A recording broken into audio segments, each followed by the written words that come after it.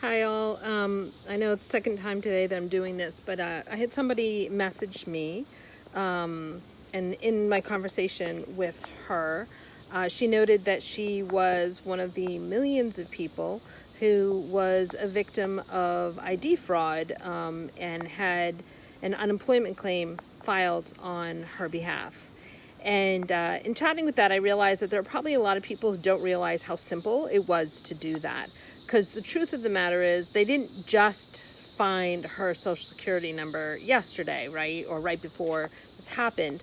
The fact of the matter is that all of our information, a lot of it, including stuff that we spend so much time and energy to try to protect and keep secret, is out there for everyone to see, courtesy of a lot of different things, but especially, for example, when one of the big three credit bureau reports has a breach. And so I actually looked up, I want to make sure I had my data right, so I looked up into when the Experian breach happened. Experian, Equifax? Might have been Equifax. And it turned out to be in the U.S., it was in 2017. 147 million people in the U.S. had their information exposed courtesy of Equifax. And of course, if they get into that information, even if it's just your social security number and your name, it's not very difficult to do a Google search on your name and be able to answer all those questions and get in and figure out where you used to work, what your phone numbers used to be, who you're related to, and so on.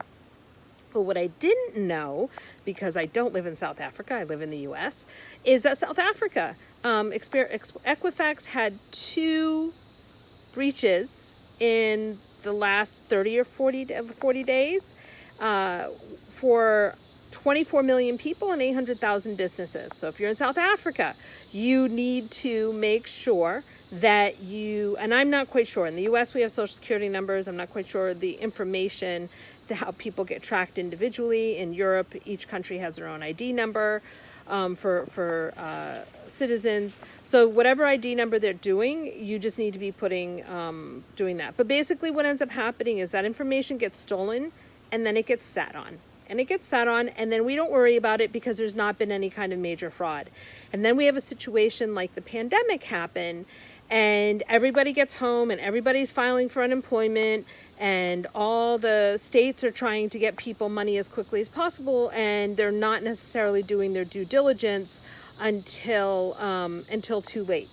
And so in a state like mine in DC, everybody who filed for unemployment at some point, whether it was PUA or unemployment,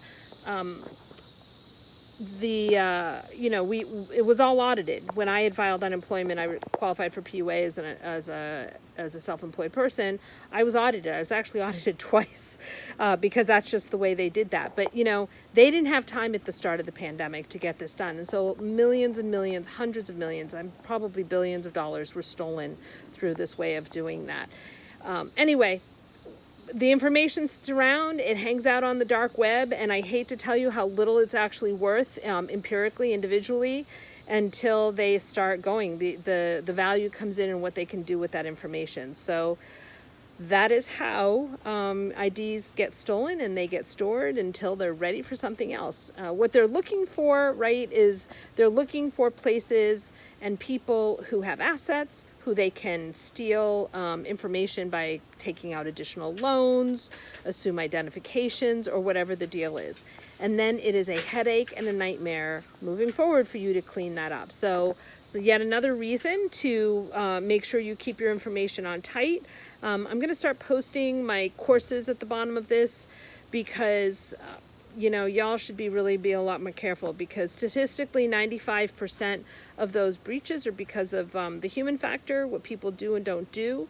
And so it's on us. It's on us, because at the end of the day, all the electronics and all the software and all the apps, humans are just naturally stupider than computers could ever be in a clever way. And I don't even mean that derogatorily. I mean, I do stupid stuff. We just outsmart or outdumb, as the case may be. So we really need to make sure that our habits are up to par on that. So anyway, hopefully this is helpful to you, so that you kind of have a better understanding as to how this stuff happens.